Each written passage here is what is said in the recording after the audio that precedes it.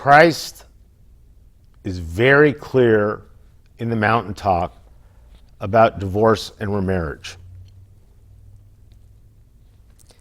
This is a tricky topic because most people in America have been divorced and have remarried, especially even in the church.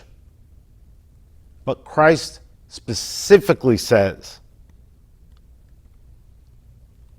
that divorce is only acceptable if the other person cheats. If the other person cheats, they can get divorced, and the one who got cheated on can marry again. But every time they have sex with their partner, they're committing adultery. And Christ says they won't be held accountable for it. No, on the contrary, the spouse who cheated on them will be held accountable for that adultery.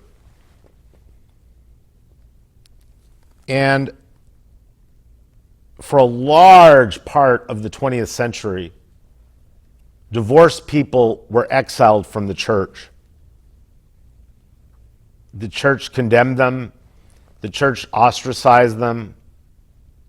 And then in the late 70s and the early 80s, there was a boom in singles ministries. And the church decided to welcome back in divorced people and allow them to be ordained and allow them to be on session and allow them to be in authority positions, even if they're remarried. But the problem is that there's no way around what Christ says. It's not vague or cryptic. It's very simple. The only thing I would add, which is not necessarily adding but deepening the answer,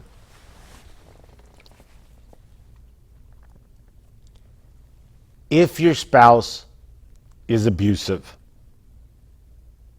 physically, emotionally, spiritually, or sexually, God will not be mad if you leave that spouse and marry again. But apart from those two things, we are to stick it out and work on it and make it work. And even if we have to live apart, we will live apart. But we made a commitment, an oath to God, that we would be together no matter what. When someone cheats, when someone hits or verbally abuses, that breaks the contract.